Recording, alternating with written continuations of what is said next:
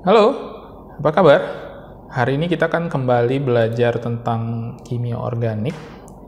Kita beranjak mau belajar hari ini tentang isomer, ya. Secara spesifik kita akan belajar tentang isomer struktur. Oke. Sebelumnya mungkin kita perlu mengerti terlebih dahulu tentang apa yang dimaksud dengan isomer, ya. Mungkin kalian sudah pernah dengar kata ini sebelumnya, ya. Jadi yang dimaksud dengan isomer adalah senyawa dengan rumus molekul yang sama tetapi berbeda strukturnya atau konfigurasi atom-atom dalam ruangnya berbeda. Jadi bisa berbeda struktur atau konfigurasi atom dalam ruangnya berbeda. Jadi bisa strukturnya atau bisa konfigurasi dalam ruangnya. Ya. Nah, perbedaan struktur atau konfigurasi atom tersebut akan menyebabkan senyawa yang berisomer akan memiliki sifat fisik dan sifat kimia yang berbeda. Ya, jadi perbedaan ini ada dampaknya. Oke, kita lihat contohnya. Misalnya saya punya senyawa dengan rumus molekul C3H8O. Nah, C3H8O ini bisa dua macam ya. Bisa merupakan satu propanol atau bisa juga dua propanol. Ya, dan ternyata memiliki massa jenis yang slightly different, yang sedikit berbeda. Kalau untuk satu propanol adalah 0,8, sedangkan untuk dua propanol 0,79. Selanjutnya kita lihat titik lelehnya, ternyata ini juga ini lumayan berbeda ya. Kalau untuk titik leleh. Jadi satu propanol meleleh pada suhu minus 126 derajat Celcius, sedangkan dua propanol meleleh pada minus 89 derajat Celcius. Titik didihnya juga berbeda, ya. Jika untuk satu propanol adalah minus 97 derajat Celcius, sedangkan untuk dua propanol minus 83. Dan jika dia mengalami reaksi oksidasi, ya, itu dia akan menghasilkan, jadi kalau satu propanol dioksidasi akan menghasilkan propanal, sedangkan jika dua propanol, jika dioksidasi dia akan menjadi propanon.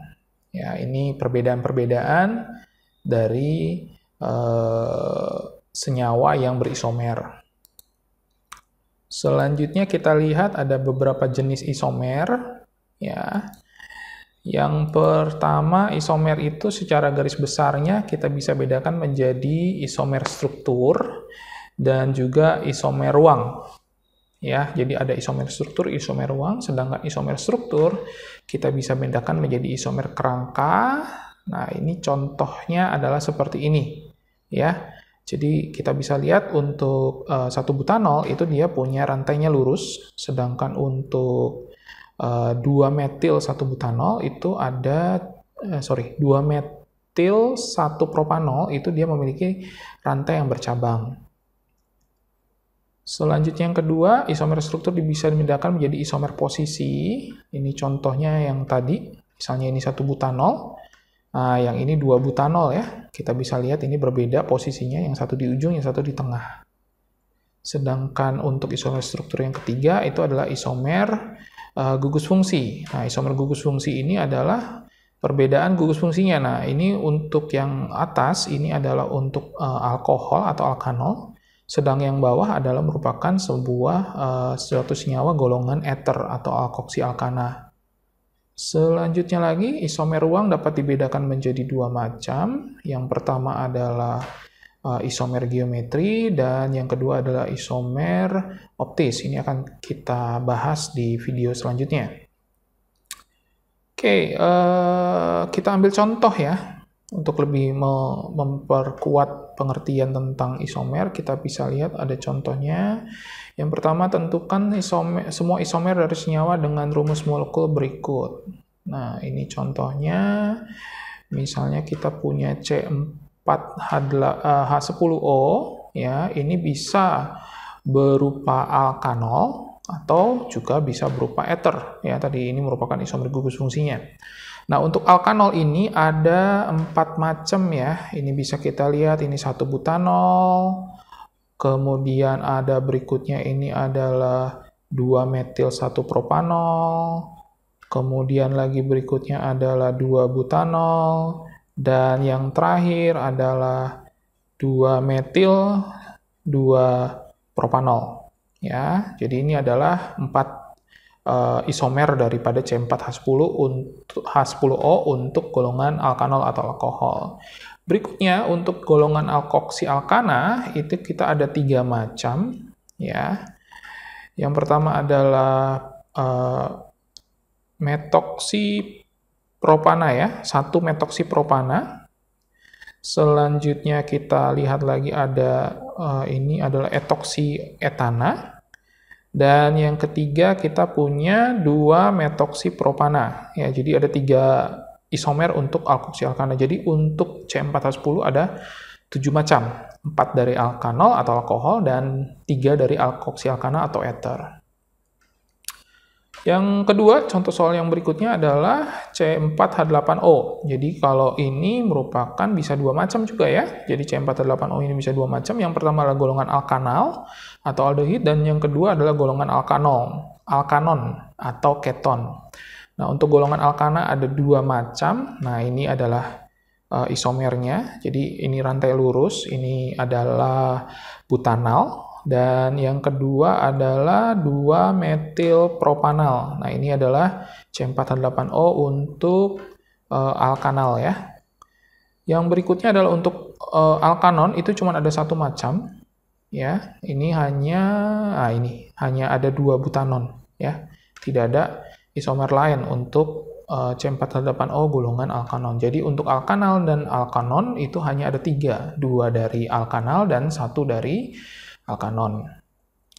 Yang ketiga adalah C4H8O2. Nah, ini ada 2 macam juga, ya, bisa 2 macam golongan. Golongan yang pertama adalah asam alkanoat, ya, asam alkanoat. Nah, untuk asam alkanoat ini memiliki isomer yang sama jumlahnya dengan isomer pada alkanal untuk jumlah C dan H yang sama, yaitu sebanyak 2 buah. Ini kita bisa lihat ini adalah asam butanoat dan satu lagi adalah asam 2-metilpropanoat, ya, 2-metilpropanoat. Oke, untuk yang berikutnya adalah golongan alkil alkanoat atau ester. Kita memiliki yang pertama adalah yang memiliki struktur seperti ini, kita bisa lihat, ya. Ini adalah propil metanoat, ya. Jadi kita bisa lihat yang diikat dengan O adalah yang sebelah kanan, ya, itu ada 3 buah jadi propil. Sedangkan rantai induknya cuma 1, jadi metanoat. Jadi propil etanoat. Selanjutnya yang kedua adalah yang seperti ini. Nah, ini untuk rantai induknya sama, cuma 1, tetapi untuk rantai cabangnya dibuat menjadi isopropil, sehingga namanya menjadi isopropil metanoat. Ya, ini adalah isomer yang kedua. Yang ketiga, nah ini 2 di rantai induk, 2 di cabang, ya, sehingga namanya menjadi etil etanoat. Dan yang terakhir, ini 1 di cabang, 3 di induk, sehingga namanya menjadi metil propanoat. Ya, demikian video penjelasan, video pembahasan tentang isomer dan isomer struktur. Jika dianggap bermanfaat, jangan lupa untuk like and subscribe. Terima kasih.